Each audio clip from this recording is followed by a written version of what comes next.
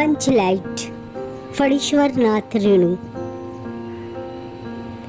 पिछले 15 महीने से दंड जुर्माने के पैसे जमा करके महतो टोली के पंचों ने पेट्रोमैक्स खरीदा है। इस बार रामनवमी के मेले में गांव में सब मिलाकर 8 पंचायतें हैं। हर एक जाति की अलग अलग सभा जट्टी है।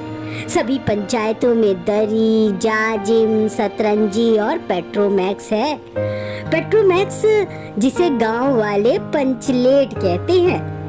पंचलेट खरीदने के बाद पंचों ने मेले में तय किया 10 रुपए जो बच गए हैं इससे पूजा सामग्री खरीद ली जाए।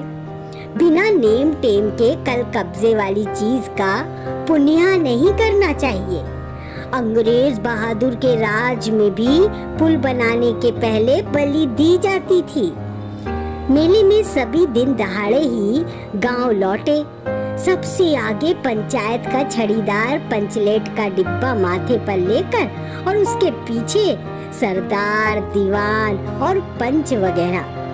गांव के बाहर ही ब्राह्मण टोली के फुटंगी झा ने टोक दी। कितने में लालटेन खरीद हुआ महतो? देखते नहीं पंचलेट है। ब्राह्मण टोली के लोग ऐसे ही बात करते हैं। अपने घर की डिबरी को भी बिजली बत्ती कहेंगे और दूसरों के पंचलेट को लालटेन। टोली भर के लोग जमा हो गए। औरत, मर्द, बूढ़े, बच्चे सभी कामकाज छोड़कर दौड़ आए। चल रहे पंचलेट आया है, पंचलेट। छड़ीदार अग्नू महतो रह रहकर लोगों को चेतावनी देने लगा। दूर, जरा दूर से छूछा मत करो, ठेस ना लगे। सरदार ने अपनी स्त्री से कहा, सांझ को पूजा होगी, जल से नहा धोकर पीढ़ा चौका लगाओ। टोले की कीर्तन मंडली के मुल्कैन ने अपनी भगतिया पचक्कों को समझा कर कहा, देखो आज पंचलेट की रोशनी में कीर्तन होगा। बेताले लोगों से पहले ही कह देता हूँ, आज यदि आखिर धरने में 1.5 पेड़ हुआ तो दूसरे दिन से एकदम बेकाट। औरतों की मंडली में गुलरी काकी गोसाई का गीत गुनगुनाने लगी। छोटे छोटे बच्चों ने उत्साह के मारे बेवजह शोरगुल मचाना शुरू किया।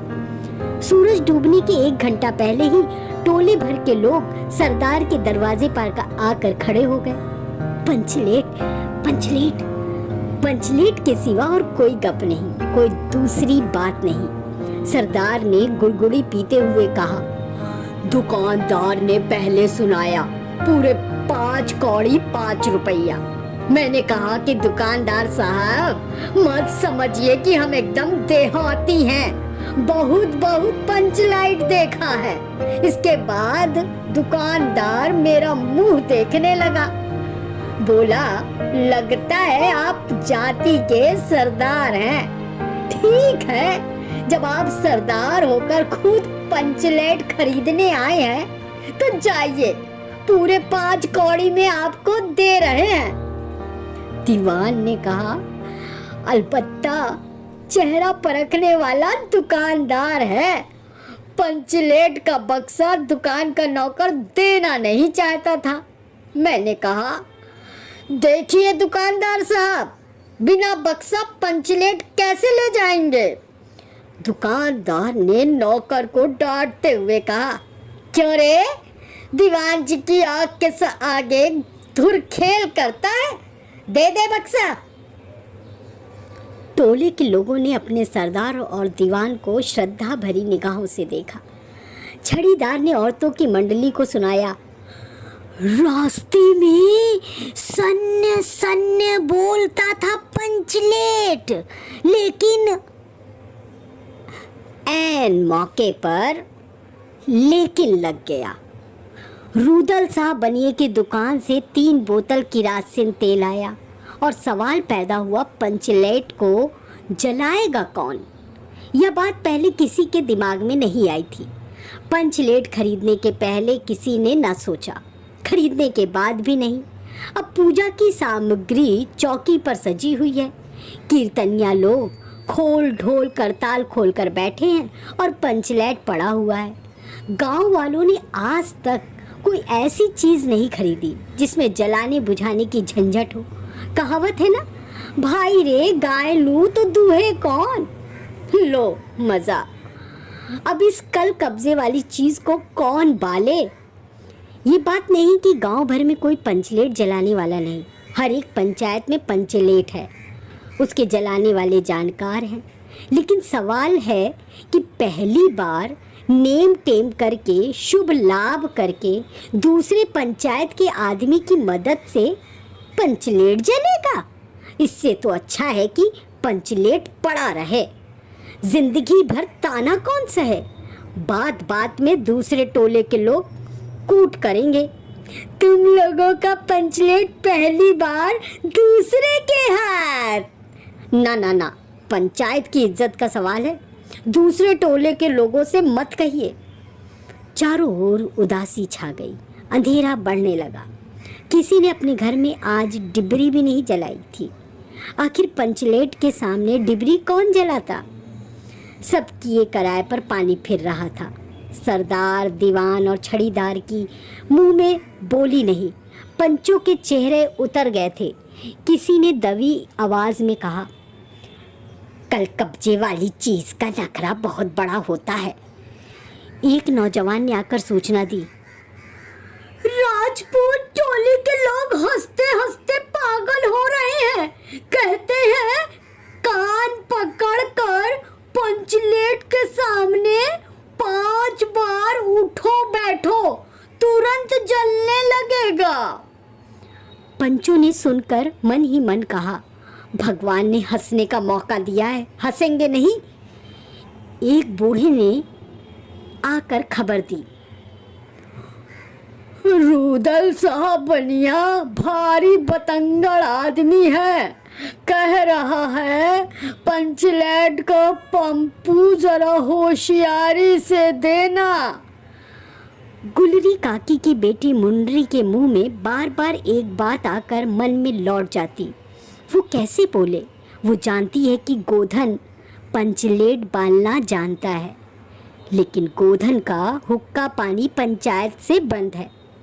मुंडरी की माँ ने पंचायत से फरियाद की थी कि गोधन रोज उसकी बेटी को देखकर सलम सलम वाला सलीमा का गीत गाता है। हम तुमसे मोहब्बत करके सलम। पंचों की निगाह पर गोधन बहुत दिन से चढ़ा हुआ था। दूसरे गांव से आकर बसा है गोधन, और अब तक टोले के पंचों को पान सुपारी खाने के लिए भी कुछ नहीं दिया। परवाह ही नहीं करता। बस पंचों को मौका मिला, 10 रुपया जुर्माना, न देने से हुक्का पानी बंद। आज तक गोधन पंचायत से बाहर है, उससे कैसे कहा जाए।